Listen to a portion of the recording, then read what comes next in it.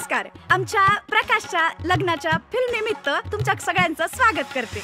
वाह काय सुरुवात आहे. वा काय वा कट कर. फार विनोदी काय काय करतात फिल्म्स मध्ये. आपण फार सेन्सिबल करूया फिल्म.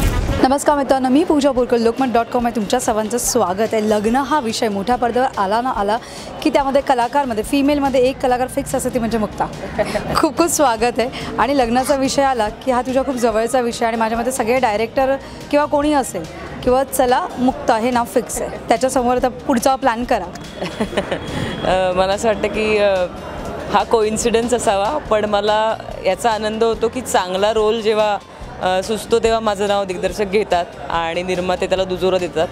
त्यामुळे मला याचा आनंद आहे की एक पोटेन्शियल असलेलं काहीतरी लोकांना माझ्याकडनं हवं असतं किंवा लोकांना मला द्यायचं असतं, चॅलेंज द्यायचं असतं. आणि माझे सगळे आत्तापर्यंतचे दिग्दर्शक, निर्माते आणि माझे प्रेक्षक हे दरवेळेस काहीतरी चांगलं वेगळं याची माझ्याकडनं अपेक्षा ठेवतात. त्यामुळे मला आनंद होतो. सध्या सगळीकडे आता मी वेकेशन लवकरात लवकर जवळ येते, त्यामुळे सगळीकडे आता वेडिंग सीझन सुरू होणार आहे. आणि या वेडिंग सीझनमध्ये एक छानशी मोठ्या पडद्यावर एक भेट आपल्याला भेटायला येणार आहे, ती म्हणजे वेडिंगचा सिनेमा. त्याचं नाव सिनेमा, इट्स अ सिनेमा. पण हा सिनेमा आपल्या भेटीस येते हे मात्र नक्की.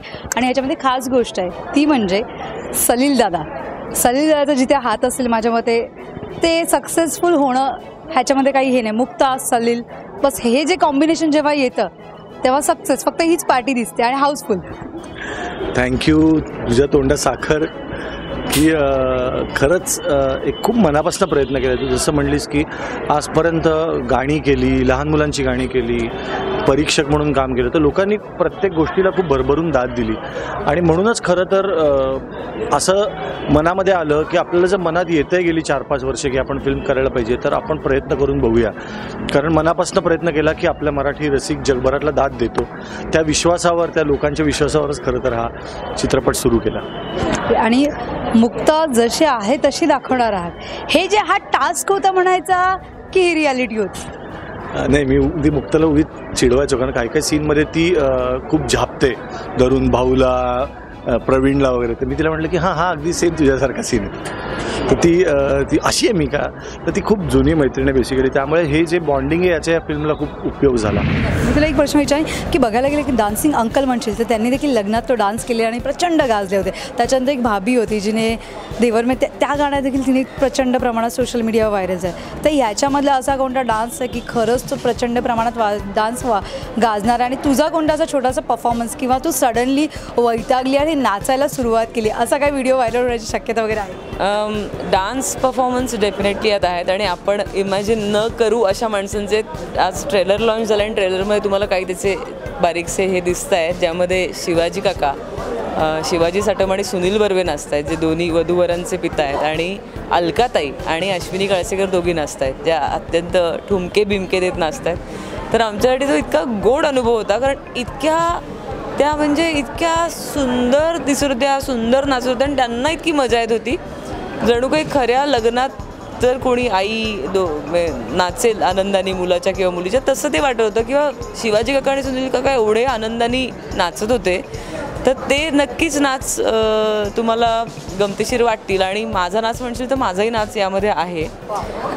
फक्त ते गाणं रिलीज झालं नाही आहे. ते गाणं रिलीज झालं की तुम्हाला ते दिसेल. त्याच्यामध्ये कशा प्रकारचा डान्स आहे तुझा? तू रिलीज झाल्यावरच तुला बघायला गेलं. ते रिलीज करायचं म्हणूनच ठेवलं आहे की ते तुम्हाला सरप्राईज आहे. बरं, याच्यामध्ये फुल रावडी भूमिका असणार आहे तुझी, कारण की जशी तू आहेस तशी आम्हाला दिसणार असते. तर किती रावडीपणा तुझा त्या डान्समध्ये देखील दिसणार नाही, किती अशा वियर्ड ज्या पद्धतीने म्हणाले तुझ्या खूप वियर्ड रिॲक्शन्स असतात त्या सगळ्या इथे कॅप्चर केलेल्या आहे सलील दादाने. नाही, रावडी नाही आहे भूमिका, खरी आहे ती मुलगी जी कोणी आहे ती. तिच्या आयुष्यात एक सिच्युएशन आली आहे बिचारीच्या आणि त्यातनं ती थ्रू होती आहे. पण ती थ्रू होण्याकरता तिला ही बाकीची माणसं खूप मदत करत आहेत. आणि मला असं वाटतं आपण कुठल्याही सिच्युएशनमध्ये जर खरे असलो तर दर ठिकाणी तक्रार करण्यापेक्षा बरेचदा आपल्याला काहीतरी चांगलं मिळू पण शकतं. अशी एक हलकी फिलॉसॉफी येऊन जाते यामध्ये की मला यार ते करायचं होतं, यार हे नाही करता आलं, असं दरवेळेस म्हणण्यापेक्षा मला जे करायला लागतं आहे किंवा करायला मिळालं आहे त्याचा आनंद मानून त्यातनं काही मिळतं आहे का असं बघू शकलो तर जास्त छान असेल. तसं त्या मुलीच्या बाबतीत घडतं. त्यामुळे ती खरी आहे खूप. DOP मात्र जाम भारी शोधला आहे तुम्ही. त्याचा शोध कोणी घेतला आहे, मुक्ताने की सलील दादाने? नाही, DOP मी ज्या क्षणाला ते वाक्य लिहिलं की तो ओळख करून देतो की हा कॅमेरामॅन, तो DOP म्हणा, तर म्हणजे तर तो म्हणजे हे आपलं ते डिरेक्टर ऑफ आलं तर ते तो जेव्हा लिहिलं तेव्हा म्हटलं की हे फक्त भाऊ करू शकतो. हे माझं ते त्या क्षणाला ठरलेलं होतं की हे भाऊच करेल. मी त्याला म्हटलं भाऊ मला मी दुसऱ्या कोणाला विचारणारही नाही आणि तुम्हाला विचारायला लावूही नकोस, कारण तो इनोसन्स जो आहे ना तो फक्त भाऊमध्ये दिसतो. कारण तो म्हणलं तर विनोद काहीच करत नाही. पहा, तो मनापासून म्हणतो की मला DOP म्हणा. तर मला असं वाटतं की विनोदाचे जे प्रकार असतात ना की तुम्ही सहज घडणारा विनोद जो असतो आणि ओढून ताणून केला, तर मला ओढून ताणून विनोद नको होता. तर भाऊसारखा माणूस जेव्हा इनोसेंटली हे वाक्य बोलतो किंवा इनोसेंटली स्वतःच्या बायकोला फोन करतो की अगं बघ ना दुसऱ्याच्या प्रेमाच्या गोष्टी शूट करायच्या आणि तुझ्यापासून लांब राहायचं, फार अवघड आहे गं, पण DOP पडतो, जबाबदारी फार मोठी आहे माझी. तर आपल्याला हसू येतं, पण तो फार इनोसेंटली बोलत असतो. तर तो भाऊचं कास्टिंग ही फार जमेची बाजू आहेच फिल्ममध्ये. आत्ता ट्रेलरमध्ये बघितलंच तू की त्याच्या प्रत्येकाला दाद मिळत होती भाऊच्या एकेका वाक्याला. तसंच प्रवीणचं कास्टिंग पण आहे, कारण प्रवीण आत्तापर्यंत जसा काय ज्याला म्हणू की एक आत्ता त्यांनी मुळशी पॅटर्नमध्ये एक भाई केला होता किंवा रावडी, तर ह्याच्यात तो दिसलाय जरी तो एक युवा नेता आहे, पण तो फार गोड आहे. तो फार ज्याचं लग्न ठरलं आहे त्या प्रकाशवर खूप प्रेम करणारा हा एक त्याचा मोठ्या भावासारखा आहे. आणि तो म्हणतो नाही आपल्या पप्पूच्या लग्नासाठी आपण जे लागेल ते मटेरियल आपण देऊ. खरं तर बघायला गेलं तर लग्न म्हटलं हा खूप मोठा इव्हेंट झाला आहे प्रत्येकांसाठी. म्हणजे भले तो किती श्रीमंत असो किती घर इव्हेंटसारखा झालेला आहे. आणि ते प्री वेडिंग असो पोस्ट वेडिंग असो डान्स हे सगळं तूही जवळून पाहिले असेल तुझ्या घरच्यांच्या कोणाच्या लग्नासाठी वगैरे, तेव्हा तू कधी हे सगळं तामझाम पाहिलं आहेस का? हो, पाहिलं ना. म्हणजे अनेक वेळा. आणि आता काय होतं की आपल्याला सोशल मीडियामुळे आपल्या ओळखीच्या नसलेल्या लोकांचे अनेक गोष्टी बघायला मिळतात. त्यामुळे प्री वेड शूट असा जेव्हा विषय फिल्मचा आहे असं मला कळलं तेव्हा मी मुद्दाम ऑनलाईन जाऊन अनेक शूट्स प्री वेड फिल्म्स बघितल्या आणि छान गमतीशीर असतात काही कॉन्सेप्ट्स त्यांच्या. आणि पुन्हा कसं होतं की ते सिनेमात खूप छान वाक्य आहेत काही की ती त्या फॅमिलीसाठीची आयुष्यभराची आठवण असणार असते. त्यामुळे त्यांना त्यातनं जो आनंद मिळतो तो त्या कपललाच माहिती असतं की आम्हाला काय छान वाटलं. की माझ्यासाठी कोणासाठी लोणावळा रोमॅन्टिक असेल, कोणासाठी चौपाटी रोमॅन्टिक असेल, कोणासाठी घराची एक खोली रोमॅन्टिक असेल.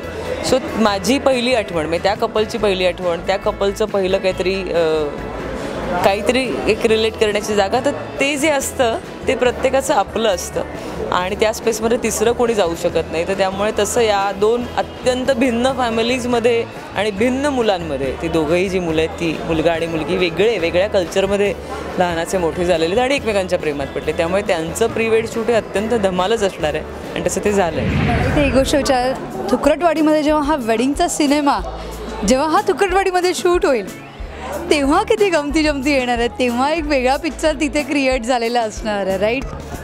मला खात्री आहे, कारण निलेशला पण एक थोडीशी ही गोष्ट माहिती आहे आणि त्याला तो भयंकर हुशार आहे. त्याला इतकं वेगळंच काहीतरी सुचतं आउट ऑफ द बॉक्स.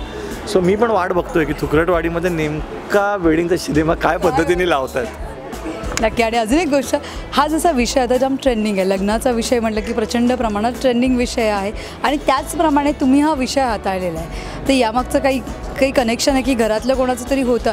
आणि मुळात दुसरी गोष्ट, सेकंड माझा प्रश्न असा असेल की जेव्हा तुम्ही हा पिक्चर करायला, माझ्या मते मेकिंगच त्याची एवढी सुंदर झालेली असणार आहे की पिक्चर तर आहेच आहे पण मेकिंगसुद्धा तेवढी डबल हिट होणार आहे. येस, मेकिंगवर आम्ही एंडस्क्रोलचं गाणं मेकिंगवर करतो आहे. आणि ही एक गोष्ट मला सांगायला आवडेल की एंडस्क्रोलचं गाणं करायला मी ऑडिशन्स घेतले आणि नवीन लोकांना मी ते गाणं दिलेलं आहे. तर एक बीडच्या जवळचा माजलगावचा एक मुलगा सौरभ शिरसाट म्हणून आणि कोल्हापूरची एक मुलगी ज्यांनी आजपर्यंत कुठलंही गाणं गायलेलं नव्हतं, त्यांना डायरेक्ट चित्रपटाचं गाणं देता आलं, ह्याचा मला अतिशय समाधान आहे.